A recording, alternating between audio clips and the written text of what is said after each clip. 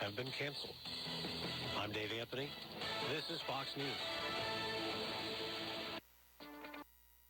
WPTV First Alert Weather on WSTU is brought to you by Code Red Roofers. Code Red Roofers and calls you back, shows up and finishes on time. 287-2829. Code Red Roofers, the roofers who respond. Now here's the First Alert meteorologist. Your WPTV First Alert forecast this afternoon, highs reaching the mid to upper 70s, some isolated showers possible, but otherwise mainly dry. Tomorrow and Friday, highs in the low 80s with partly sunny skies. For the weekend, warm and breezy with highs in the low 80s. Early next week will introduce the chance for a few spotty showers, otherwise warm with highs reaching the low to mid 80s. I'm WPTV First Alert meteorologist Katya Hall for WSTU 1450, Martin County's Heritage Station.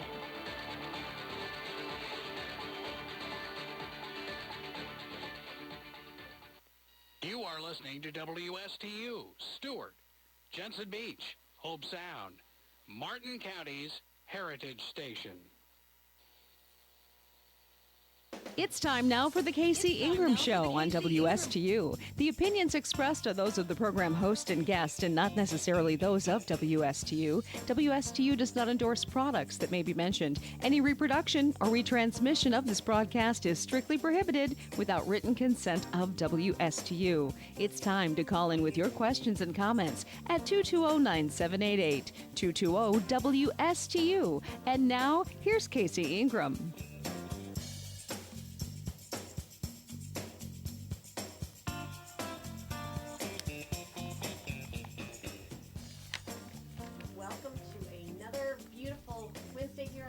Coast, and we have a really great show on tap at the Casey Ingram Show. But before we get into that, I have to thank my sponsors.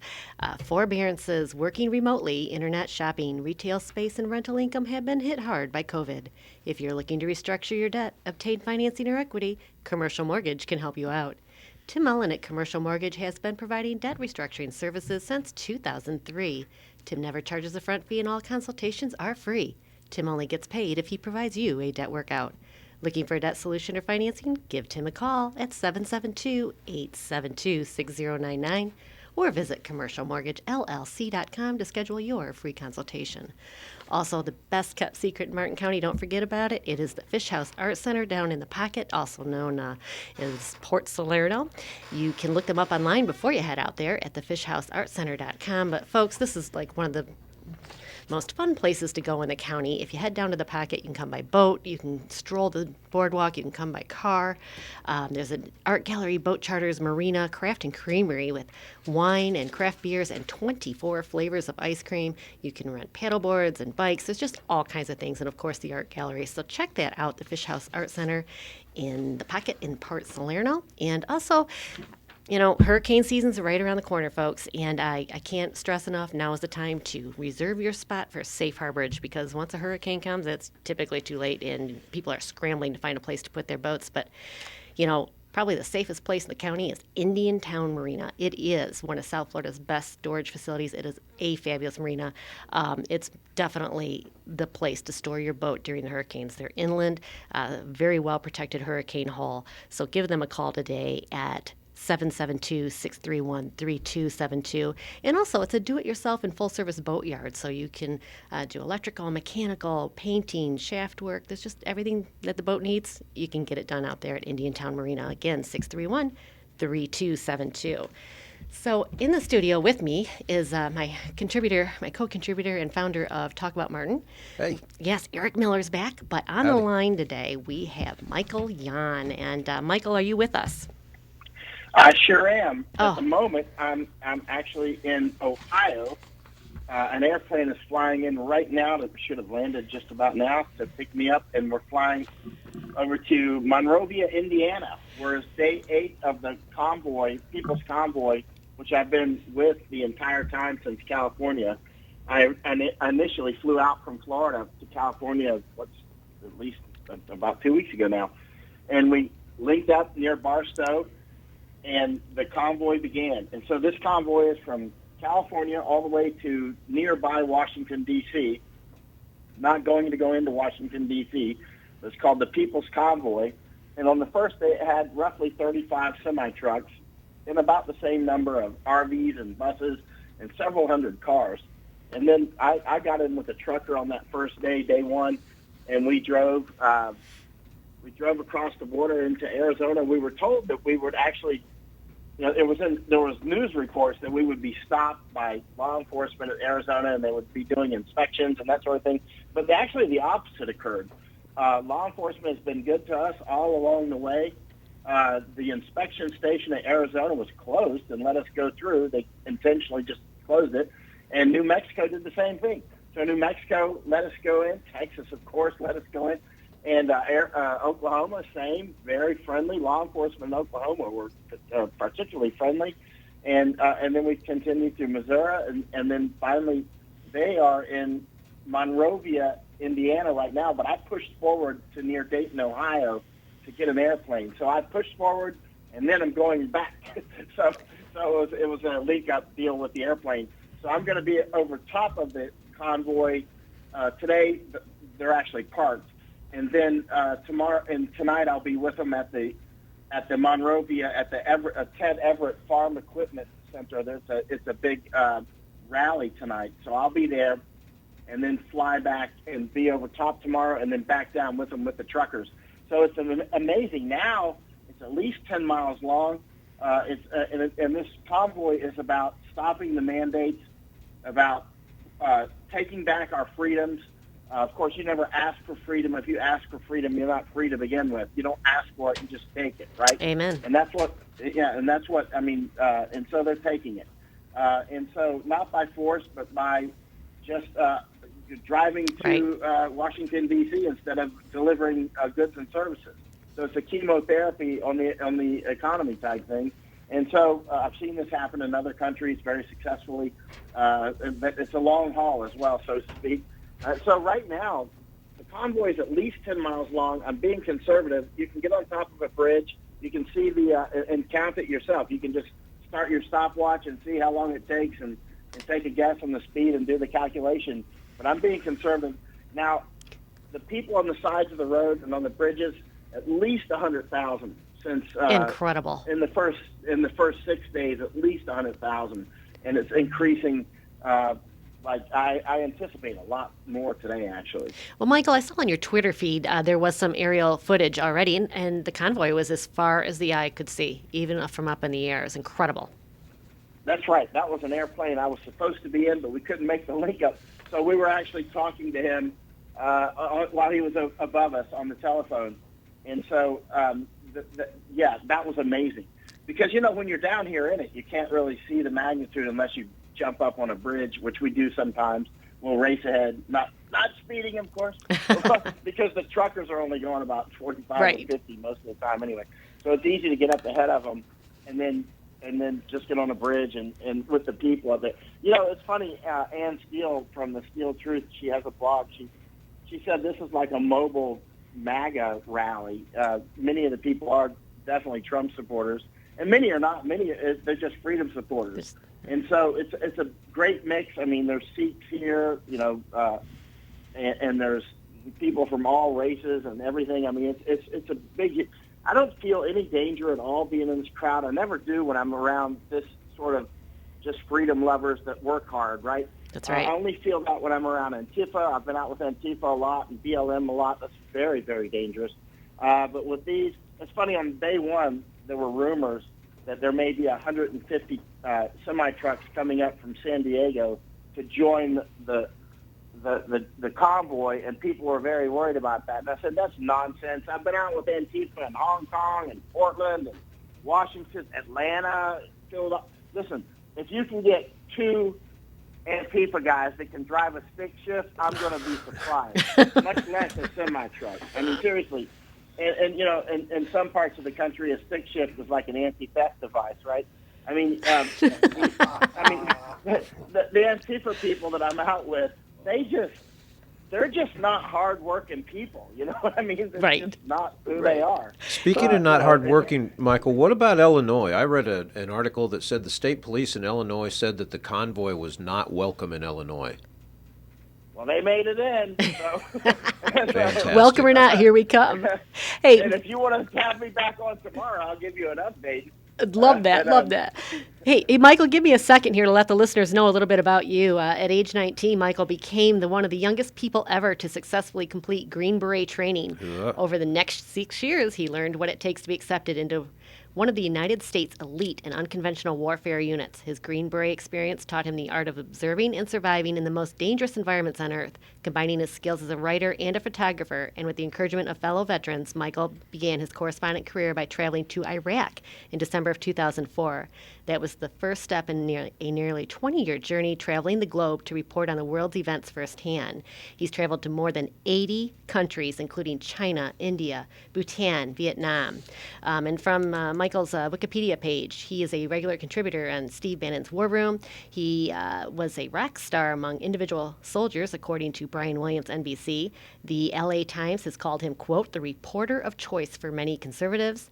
Your editorial columns have run in the National Review Online, Breitbart, and the New York Post.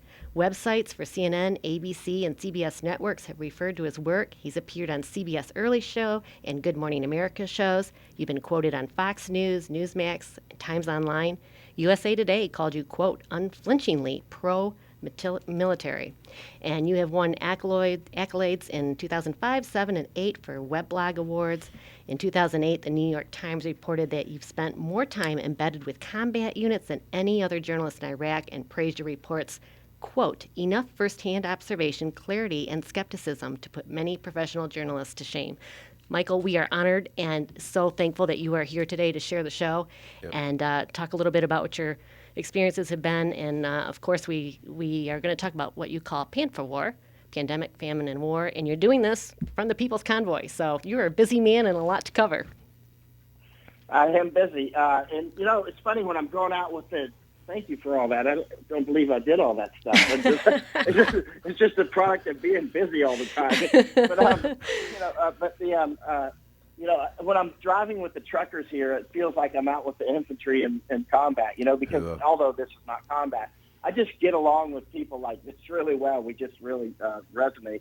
And so, you know, although I'm not a truck driver and never have been, they're just normal people. You know, and so and they just have very direct, ways of communication and things that they want. They want to be free. They want to not be forced to get this very dangerous fake vaccinations. And we've all seen people that have been injured by now. I think there's probably nobody out there who has either not been injured or doesn't know somebody who has been. I mean, we've already reached that point. So that's right. They just want simple things. On PANFA, you know, I've studied warfare for years. I've been in, hundreds of firefights, and that's a wonder I'm still alive. I mean, so I've been in a lot of that level of war, but that's like the high school level of war, actually. The higher levels of warfare, the PhD level is actually information war. So information war is something I've studied for years, and that's what we're in the middle of mostly at this time is information war. I've written 3 books on it. Unfortunately, they're all in Japanese language. Because I've been trying to wake up the Japanese for years now, and with some success, and not enough, though. I'm going to continue to work on Japanese and waking them up. But because they're important. They're a very important ally to us. You know, as you know, my office is actually in Asia, and I've spent most of my life overseas. But I've come back to the United States because we're going into PANFA, Pandemic, Famine, War. PANFA, Pandemic, Famine, War. When you get a big war, you'll always get famine and pandemic. If you get a big famine, you'll get pandemic and war. And if you get a big pandemic, you'll get famine and war. It's like the triangle of death, right? And so although this pandemic is largely manufactured, we all know, we've all watched this unfold, the results are not. I'm not saying the virus is fake. I haven't said that at all. But at the same time, the actual, I've read about 60 books on pandemic, 60, right? Because I'm a war correspondent, and famine and pandemic and war and information war and migration, these are all things that if you're going to reach PhD level of war correspondent work, you have to study these things for years, right? And so I had read about 40 books on pandemic before this even started. And so that's why I was one of the very first to to start to publicize in January of 2020.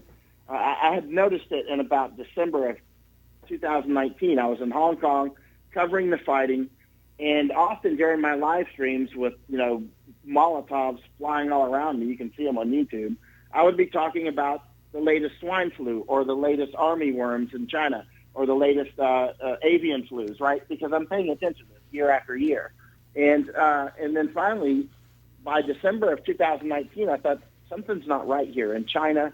And then Steve Bannon called me in early January, and he said, "Do you think there's a pandemic brewing?" And I said, "Well, I'm wearing a mask."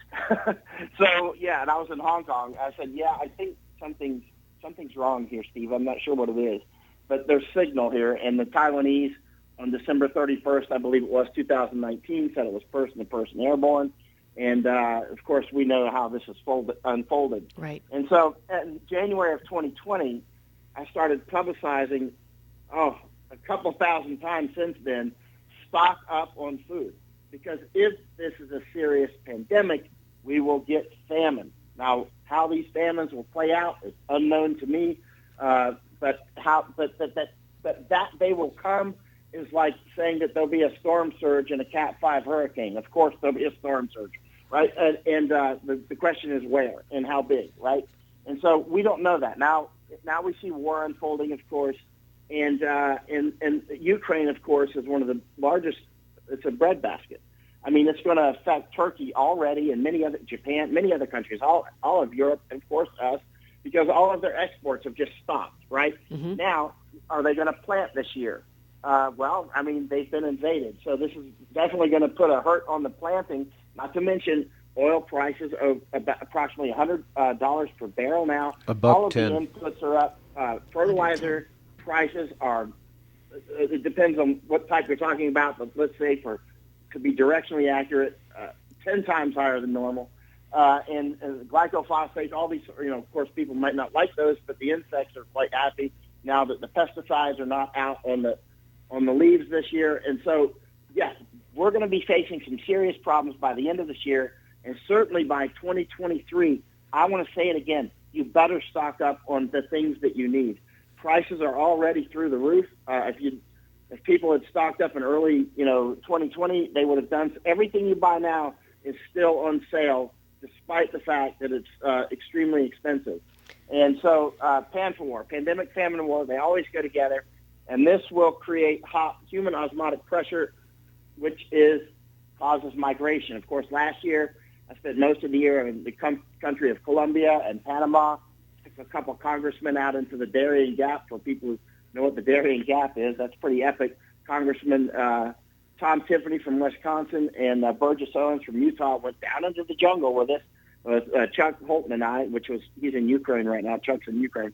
They went out there and watched the migrants coming through the Darien Gap. About 10% are dying coming through. About 100,000 came through last year, so that would be about 10,000 dead. I've never seen so many vultures, and Americans have not even really heard of this. That's Panama and Colombia. So I spent most of last year in Panama, Colombia, Mexico, Texas, Morocco, Lithuania, warning. I was there almost a month in Lithuania, warning that Russia may do something this year, especially when it turns cold with the ice. They needed ice to move their armor around. And, well, they've done it. They've done it, as we can see, in Ukraine. And, I've been warning they'll probably go for all of Ukraine. Of course, I didn't know if they would, but they are. This is gonna hurt food supply. Michael, let me interrupt for 1 second here. We're talking about China and the Russia, the Ukraine conflict. I'm going to quote a few things here from the Nikkei staff writers from December 23, 2021, because something caught my attention right after the Olympics, and that was that China said they will now buy wheat again from Russia, where they hadn't before because of some fungus on Russia. And this article states that less than 20% of the world's population, China, has managed to stockpile more than half of the globe's maize and other grains. They've stockpiled over half of the world's food supply. China is maintaining its food stockpiles at historically high levels. Their wheat stockpiles can meet demand for 1.5 years. And China believes there is no problem for them with the world's supply of food. And according to data from the U.S. Department of Agriculture, China is expected to have 69% of the globe's maize reserves in the first half of the crop year 2022, 60% of its rice, and 51% of its wheat. And over the past 5 years, China's soybean, maize, and wheat imports soared 2 to 12-fold, and aggressive purchases from U.S., Brazil, and other supplier nations. Imports of beef, pork, dairy, and fruit jumped 2 to 5-fold. And then we're talking about this Russia-Ukraine war. You tie this all together. You've been warning about this for over 2 years now. It looks like China's getting prepared for it, right? Yeah, and China's been warning their people since early 2020 or so to stock up on food, and I haven't heard a peep from our government. Meanwhile, China is exporting pork and chicken and all sorts of things from the United States while our prices are skyrocketing, and not a peep from our government to tell people to stock up. And it's unbelievable. I mean, this is really setting us up. I mean, right now, you see how I was just looking at a Walmart the other day. I've been going in dozens of grocery stores around America for the last, since I got back in late 2020. I started going to grocery stores and taking photos and talking with people and people along the supply chain. You can see it slowly dwindling down. Now, we're never more than about 1 or 2 days from everything being empty, like completely empty, right? And then, then there'll be riots. Then there'll be actual huge violence because when people get hungry, that's going to change the whole dynamic, and the police will not be in control. We are hanging on by a thread at this point, and the government has not made a single warning. Now, if you would have asked me in 2019, this is me, who studied pandemic for years because of my war correspondent work. If you would have asked me, did we have a PPE, a strategic personal protection equipment supply, I would have said, of course we do, because we did. But somehow we liquidated it during the Obama period. So the PPP, the masks and all this, we didn't have them when this pandemic broke out. I had an assistant in Florida. I was in Hong Kong at the time, and I told him I need a couple thousand masks for friends in Hong Kong and Thailand, right? And he couldn't get them. So I'm like, how come nobody can get masks? Because practically nobody even knows there's a pandemic yet, despite that I'm saying it at every interview. And as it turned out later, Chinese were buying them all over the world. So we didn't even have every state across America should have huge warehouses filled with food and PPE and this sort of thing. But when the pandemic came, we did not have it, despite so many warnings and protestations from Gates and Fauci for the years and whatnot that we're going to have a pandemic. Of course we knew that, and bang, didn't have the people. So what does that foretell about food supplies? Do people think that we do actually have a strategic food seed supply stockpile? Do we have strategic food supplies? Even if we did, we know how slow and terrible the government is about getting things out. For a lot of people, their prep plan is really actually their gun. They're just going to go rob people. And that's very clear. That's what always happens in these situations. And you need to be prepared. It's coming. I've staked my entire reputation on this since January of 2020. When this thing started to unfold, I started hitting the gong, and it's really come. The chickens are coming to roost. Michael. And with what's just happened in Ukraine, and this war is clearly spreading at this time. Well, let's expand the bubble even one step further. Casey had been speaking about China and the possibility of a two-front war that we may end up being involved in. And what about Klaus Schwab and the whole World Economic Forum and all this talk of Build Back Better and the Great Reset and you'll have nothing and like it and you'll eat bugs? This is in their own words, and Trudeau, Putin, several others are prodigies of the World Economic Forum. Oh, they're basically puppets. I mean, not basically, they are puppets. So do you see this molding into the global Great Reset like they're talking about? Because right now they're talking about global taxes, 15%. If every nation offers a 15% global tax on every corporation, the corporations will never move. There will never be any innovation or anything left. No, I saw the speech last night with Biden stumbling around everything, talking about this 15. That just grows the beast. I call it the beast. The global government is clearly underway. It's very obvious. Will it end the burn pits? Oh. Yeah, talking about the burn pits. Yeah, I've seen plenty of those in the wars. I spent 2 years in Iraq and 2 in Afghanistan, so 4 years in those wars.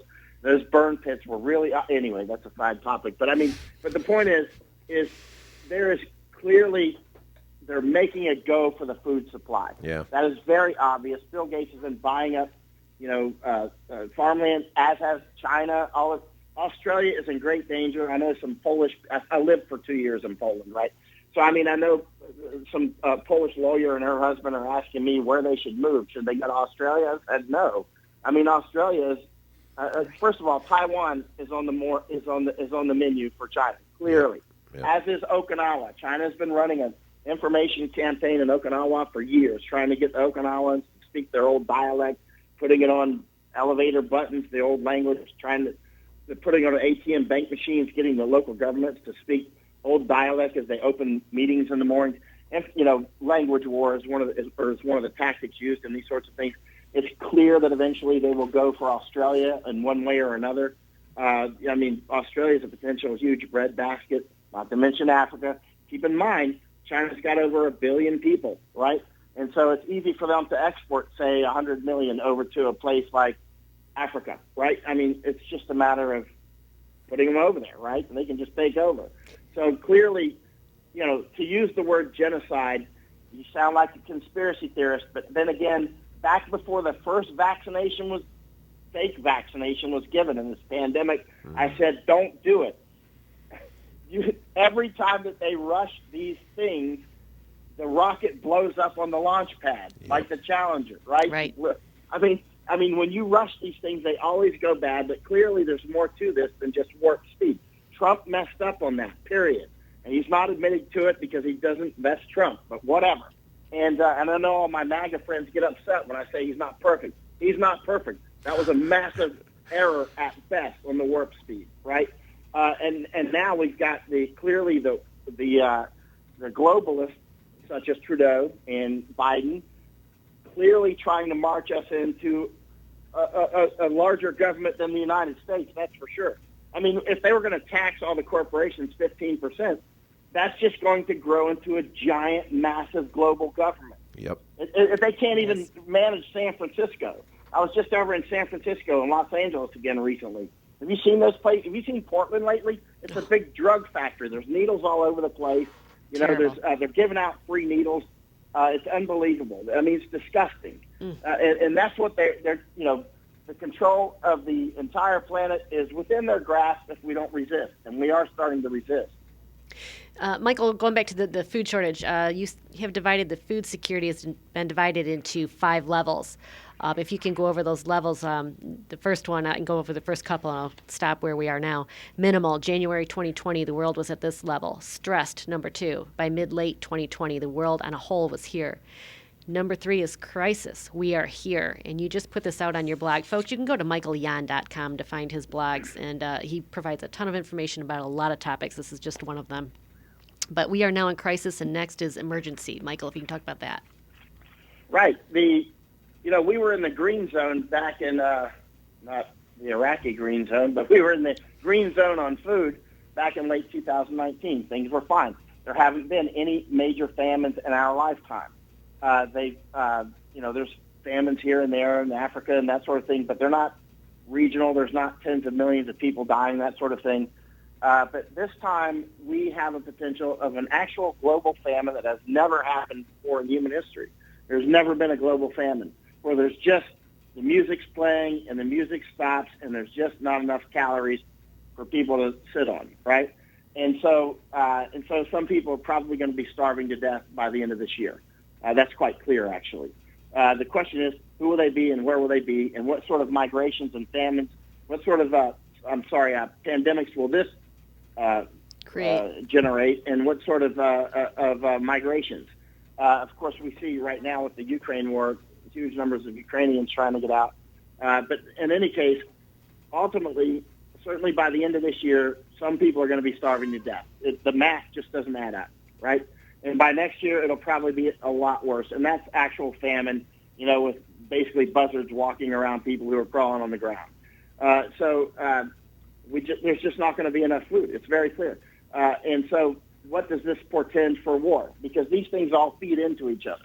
Pandemic, famine, war are like a forest fire, right? And how do they end? They burn out. That's how they end. And so how is it going to go? And in the meantime, I don't know, because there's too much complexity in there to figure that out. But it's like a hurricane. You can see the hurricane is fully formed. You can see it's moving along, but you don't really have any idea what it's going to do other than probably stay within this cone. But this could actually become a nuclear war from Ukraine. Some people say that's ridiculous, and I say that they're ridiculous, because just a week ago, most people were saying that Putin would not go for the entire Ukraine, and I was saying over and over and over, I think that they will. I don't know, but I think that that's what the compass needles are showing. You were right. I was publishing it. You can see it on my locals, and so you just got to step back and follow the compass needles. And right now we're looking at a global famine by 2023 if things continue to go the way they are. And there's nothing that I'm seeing that is ameliorating the conditions. It's all about conditions. It's not about sparks. Amateurs talk about sparks. What will be the spark? Well, that's amateur stuff. It's about conditions. There's always going to be a spark when the forest is dry, because there's sparks every day, right? But when the forest is wet, there's no fire. You can be out there throwing cigarettes all over the place, fireworks. There's not going to be a forest fire.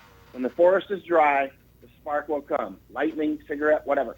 And that's what we have now, a dry forest, food supplies dwindling. We have supply chains interrupted.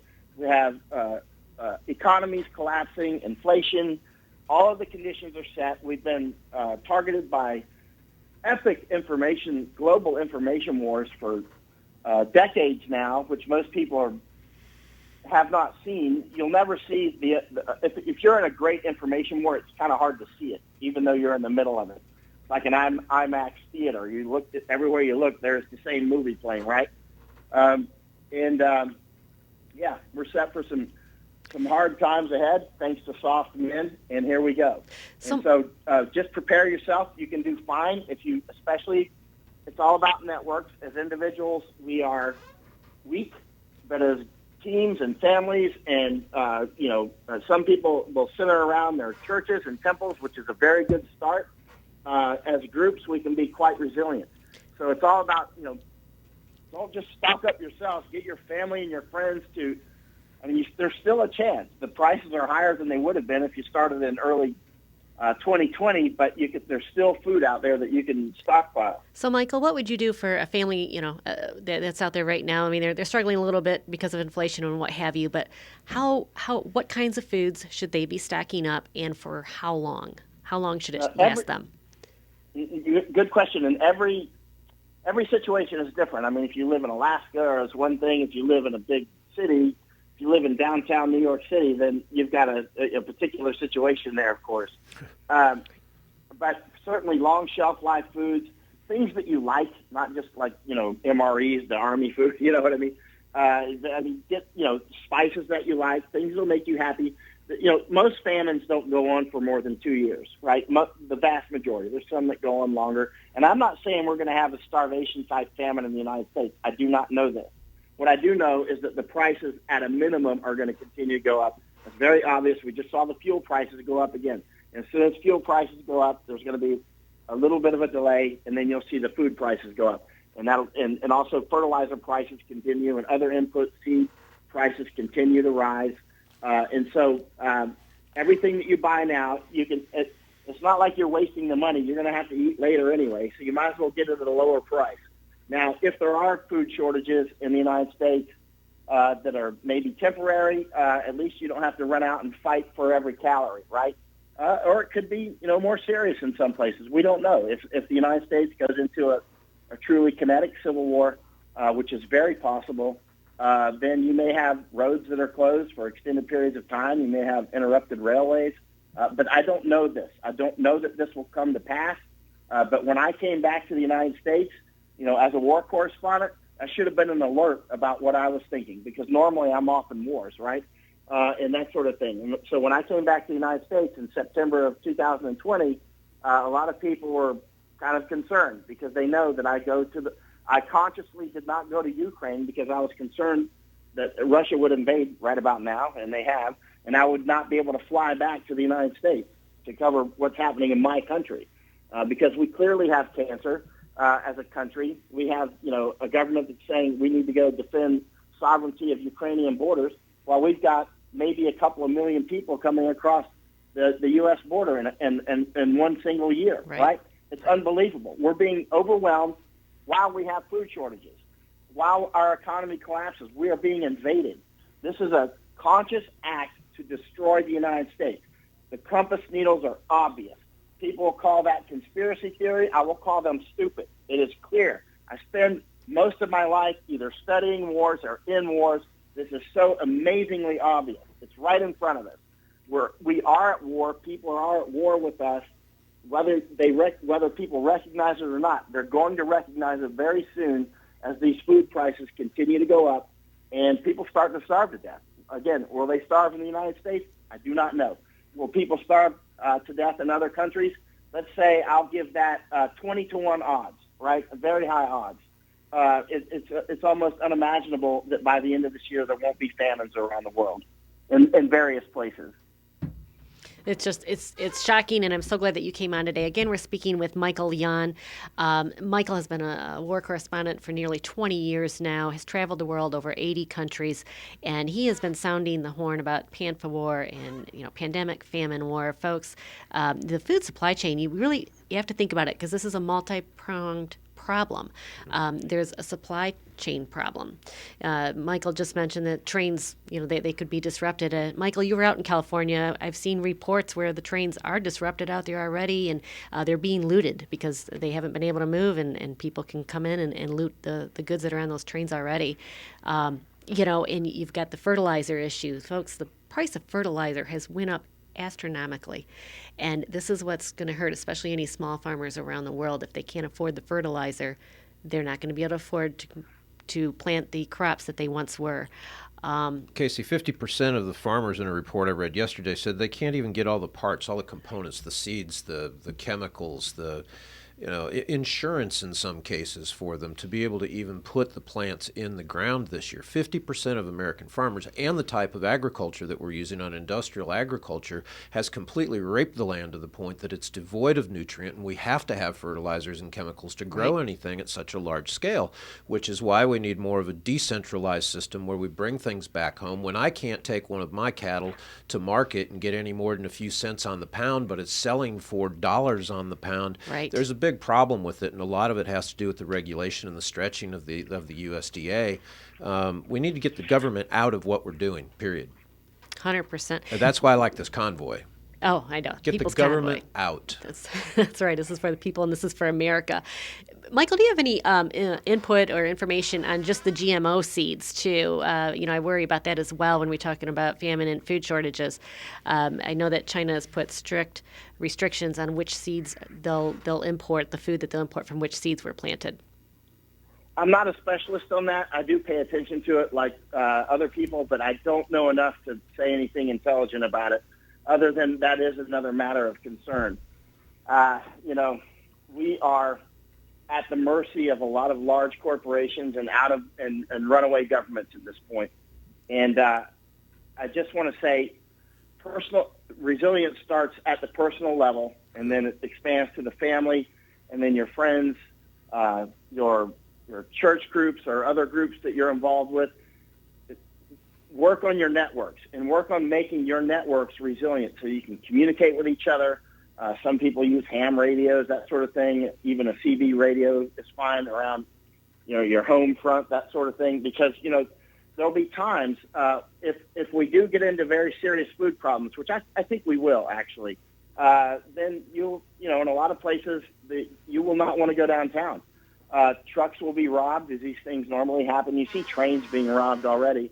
How many people listening to this know somebody or have had your own package opened or robbed in the last 6 months or a year? I sure a lot did. Of people, yeah. I mean, did it happen to you? It did. It did. So, that was an easy sample. Right. It's just like, so it makes people reluctant to even buy anything at this point. that they have to, certainly anything expensive.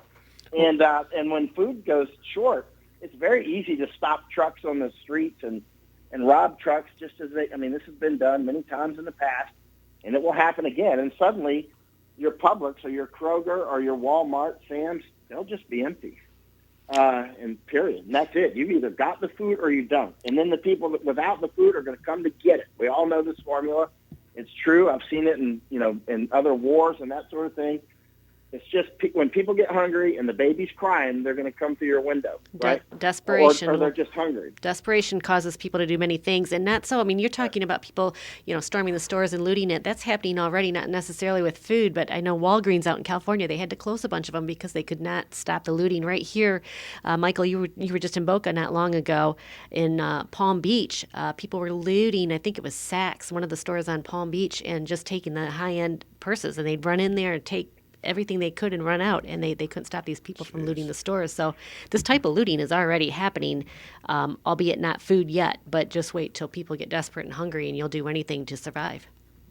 Well, as you know, you're never more than 6 missed meals to total anarchy, and the government will have zero control.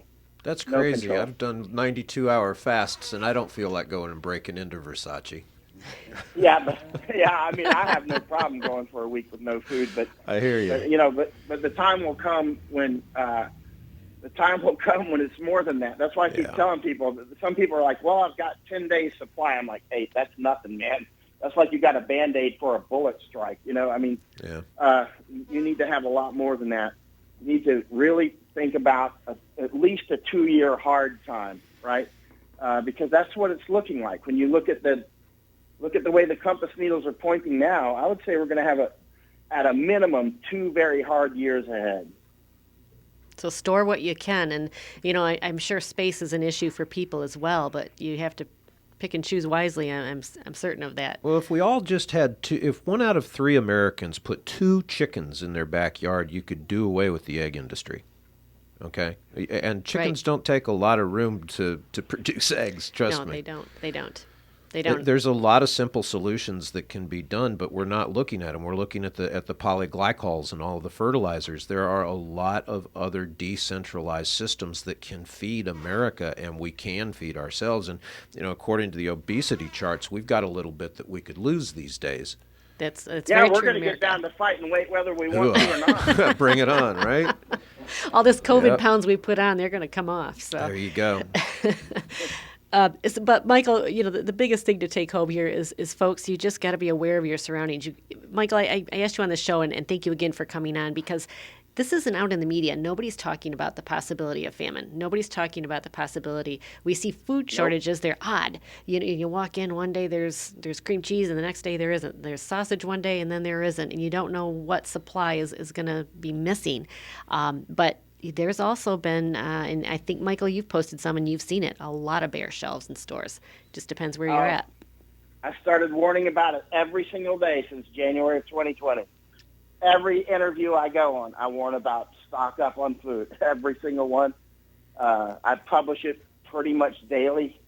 I know it sounded crazy in the beginning, but I knew that my readers that had been with me for a long time would bear with me because they know I say things that sound crazy because I'm out on the front lines all the time. And, for instance, that Iraq was in a civil war, that sounded crazy, but, later on, a year and a half later, everybody saw it. Or in 2006, when I was saying we were losing the Afghan war, that drove a lot of people crazy. They thought that we had won. But I was there on the ground, and it was clear that it wasn't going the way that it was advertised. And, of course, it took a long time. Last year, of course, we saw what happened finally. Right. It's the same now with the food. It's clearly coming to pass. The warnings are clearly bearing out to be true, unfortunately, because it's going to be devastating. I talked with a Mexican taxi driver in California about a week and a half ago now, and he said he's getting ready to go back to Mexico. Wow. Because of the situation out there. Too much crime in California. And he said he bought a whole semi-truck load of toilet paper as an investment. This is a taxi driver. He looked about, 70 years old. He's like, "Oh, I'm doing fine, he's got this taxi that looks like he brought up from Mexico, and he's like, I'll be fine, and I've got all this toilet paper that I'm going to sell at a very high price. Oh my God. He was a survivor. I got his phone number. I want to keep in contact with him. Better than TPEFT. When you find a survivor like that, you get his phone number, That's right. That reminds me, I think there was somebody that hijacked a whole semi full of toilet paper here in Florida right when COVID happened because, hey, it was in demand. He's going to sell it. He's going to sell it. He's like, I'm going to make a fortune off this toilet paper. It's an interesting retirement plan, but you never know. Yeah. Oh, my gosh. It probably will. Michael, what do you make of the merchant ships that were hit in the Black Sea? One of them was a Cargill carrying wheat, which, again, Russia and the Ukraine are bringing a third of the world's wheat, and now China's buying it all. So we've cut a third of the wheat off from the Western world. We've basically been cut off. The soybean futures were bought a year in advance by China, almost 80% of the American soybean futures, and we use that to pack all sorts of food and cook things in. And those aren't coming in. 50% of our farmers can't get food. Do you really think that we're not going to see some, near famine conditions in places? There's some pretty poor sections and dense sections where they're not going to get things into. You mean within the United States? Yeah, just why would you hit 3 merchant today with the level of technology on the missiles? You don't just willy-nilly fly a missile around like you did in World War II and carpet bomb things. And everybody knows which ship is which. Those exactly. are on ship tracker. You can. So this is not. This is not complicated. Yeah. That in my mind says they're doing it as a design to cut off the to further deter distribution and keep people from getting things from point A to point B, the supply chain. I'm telling you, there is going to be famine. I just don't know where and how it's going to play out. Yeah, I hear you. But it's clearly coming. I see my pilot just landed. I got a small airplane coming to pick me up, and so he's landed. So so I'm going to leave here in about 9 minutes to go get on the airplane, and then fly over to the Monrovia, Indiana, to the. So I'll be at the trucker rally tonight and asking them how it's going. I'd love to hear it. We'd love to hear updates on that. And folks, you can follow Michael Yon. You can follow you on many different platforms. I know Twitter, if you go to michaelyon.com, you have links to all the different areas to follow you. Do you want to give a little plug to where people can plug into you and follow what you're doing with the People's Convoy and all your good work? Oh, yes. Thank you. I'm on Getter at Michael Yon 1776. My last name is spelled it's Yon, Yankee Oscar November, Y-O-N. And I'm also on michaelyon.com. That's my main website. And on Locals as well, Michael Yon on Locals. I'm all over because, these days you can't, you have to be. It's a really social media sense, but that's what you have to do. It's very true. And Iggy, if you can put up the Support the Mission graphic. And folks, Michael's doing this all, he's looking for donations. He does this off of donations and support from people like you and I. And he has done so much work over the past 20 years. And this is just one of the topics we're talking about today. But if you go through his blogs, to have a war correspondent and top notch, he is the top in the country, to be reporting back and letting Americans know what's happening in these various venues of war. He definitely needs all the support. And if you go and look here on Facebook, you can see there's PayPal, Venmo, Cash App, Direct Transfer, Bitcoin, USPS.